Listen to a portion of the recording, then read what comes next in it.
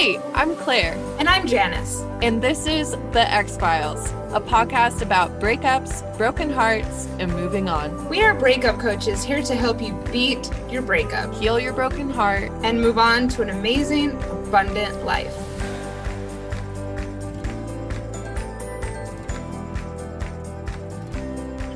Hi, I'm Janice, X-Files co-host. I'm super excited to be here and be doing either our first or one of our first solo minisodes. Claire and I have been had this podcast in the works for months and months. And one of the first things that we talked about was the format we wanted the show to take. I've wanted to do a podcast on breakups, dating, sex, and women's lifestyle for years. But I always thought that it would be with a co-host because I absolutely love to gab, and it is a lot more fun to talk with someone who's talking back to you. So that was one reason I sort of put it off. And when I met Claire, things really fell into place. I really had this feeling that she was the right one for me. But once Claire and I started talking and getting to know each other, we realized that we both have specific insights and experience with breakups and relationships that our audience would really benefit from getting to know, and getting to know us one-on-one. So going forward, we will be sharing the occasional mini-sode to fill you in on our background and share with you our personal words of wisdom. So here we go. I have a lot of topics that I would like to cover. I am a former member of the LDS Church, and I've learned over time about how growing up in that environment resulted in my desire to enter into my marriage, which fell 7 years into the relationship, and how the unhealthy patterns in my marriage led me to enter a very abusive relationship a couple of years later. I have a lot to say about codependence, abuse, mindfulness, self-care, self-love, empowerment, and being self-reliant, as well as the healing journey, which is one of my favorite topics, and what it takes to come back from rock bottom. I might be titling these episodes Rock Bottom Girl because I've been in an absolute rock bottom place probably twice in my life and come back from those experiences as a, full thriving woman. So I'm really excited to share that with you and would really love you to be in touch with me if there's something specific you'd like to know about as far as my journey thus far or anything I've said. I consider myself to be what I say is a semi-open book because of my background coming from a high-demand religion where, people often hide a lot of themselves. And, I made a choice at a certain point to commit to being open about my life and who I am when I decided to leave. So I'll consider exploring any queries that I receive about questions into my background and what you'd like to hear about. Because I had so many ideas about what I want to cover on these solo episodes, it was a bit tricky for me to land on something. But with the inauguration taking place this week, and as I'm in the midst of a bunch of really cool feminist projects this month, I kept getting the pull to talk about how my coaching is an extension of my feminist work. So here we go. I've always been interested in feminism and women's history work. From about the age of 4 or 5, even as a Mormon child, I started to be curious about the outside world and was really intrigued about things like women's rights protests that I would see on TV. Anything that was led by a woman was always fascinating to me, always. I went to a high school that was ran by members of my church, and even in history class, whenever we had to give reports on famous Americans, I would always choose women, which was, I know that doesn't sound outrageous, but it made me stand out for sure.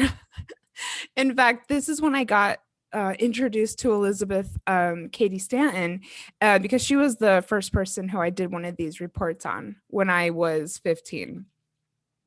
And yes, I did get teased for it. You know, these were somewhat rebellious decisions that I was making. So skipping ahead a few years later, I was an English major in college, and eventually you get to the point where you have to choose an area to specialize in. And I very naturally chose women's literature. It just wasn't really a question for me. So that sent me down this path of one of the most intellectually rich periods of my life, and a time that is very happy for me. I researched the various women's movements in this country and beyond. I loved every minute of sitting in that library, I gotta tell you. And eventually I did do a double major in women's studies as well as literature. This is a very abbreviated, version of events. But one thing that really got me excited during this time was intersectionality and the notion that the personal is political, which is a concept a lot of you will be familiar with. So besides learning about women's history and women's literature, I started to look at how improving all aspects of a woman's life can improve, like, the way she shows up in the world and how she inspires others, and how that starts a chain reaction for all women. So, for example, one thing that I'm still really involved with is work around pregnancy, labor, and delivery, and how to make that a more positive experience in a woman's life. Because of my belief that if we can remove fear and trauma around what is for many a sacred experience in life, and a sacred experience with a woman's body, that she will embrace her womanhood even more and encourage others to do the same. So I've also been involved in various organizing around domestic violence and women's spirituality. And yes, it did not prevent me from choosing to be with someone who showed all of the classic behaviors of an abuser. And when I left that situation, which did follow an assault, I started to think about the concept of having the same support for breakups that is available during childbirth. For instance, many of you will know what a doula does and how she shows up to support a woman during this time. And I felt like that type of support was kind of missing when I left my abuser, and the way that it halted my, quote, progress, and the role that it played in a lot of misguided steps that I took in the next several years. And, I think probably the majority of women and individuals will go through a breakup or experience a broken heart in their life. And I'm really interested in the role that support can play in people, especially women, showing up as fuller, more empowered human beings after what is a pretty common life transition. So while, everyone may not get it, I see being a breakup coach as just another one of the feminist projects that I'm involved in. I do work around, outside of my coaching, I do work around reproductive rights. I am a writer and do work with birth advocates. I'm a women's history blogger and a breakup coach. And it actually all makes so much sense to me.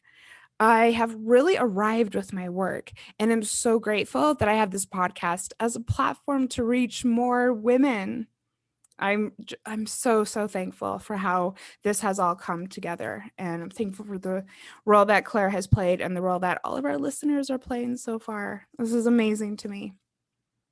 So, along those lines, if having support around your breakup is something that you think would be helpful, reach out. You can DM me on Instagram at Janice Formicella, all one word, and head to the show notes for the crazy spelling, because I know that was going to be your next question, right? how to spell it. And I'd love to hear from you about what would be helpful for you during this tricky time. And because I'm still in the early days of all of this, I'd really love to hear from anyone who just wants to share what the role that support after a breakup did play for them. I'm all about the research and gathering data right now.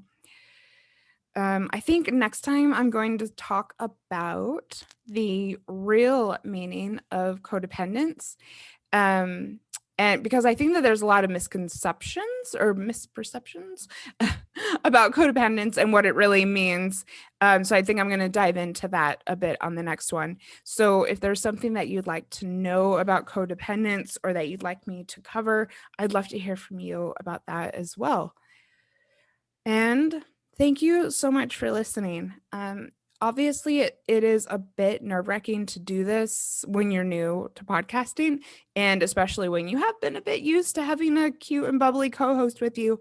So it's amazing to know that people are tuning in, and I really appreciate it. And yeah, I'll talk to you soon. Bye. Thanks for listening to X-Files, a podcast about breakups, broken hearts, and moving on. If you like this episode, tag us on your Instagram story so we can connect with you. And you can find me, Claire, on Instagram at Claire Lofthouse. And me, Janice, on Instagram at Janice Formicella. Talk soon. Bye.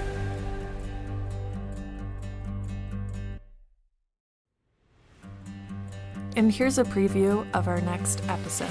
I think the point of this episode is that we really hope that you'll find some way to make it fun. Yeah, for yourself. And I mean, really, this is such a tough time for so many people. You could be a part of spreading joy and cheer to others when a lot of people need it, regardless if they're in a relationship or not. I think our point is that Valentine's Day is like totally separate from your worth and your process and things like that. It's if you're doing great, it shouldn't throw you off your game and make you feel crappy for that one day. Mm-hmm. And if you're just feeling crappy because you're grieving and you just broke up, let it be that you're just feeling crappy and you're grieving because you just broke up.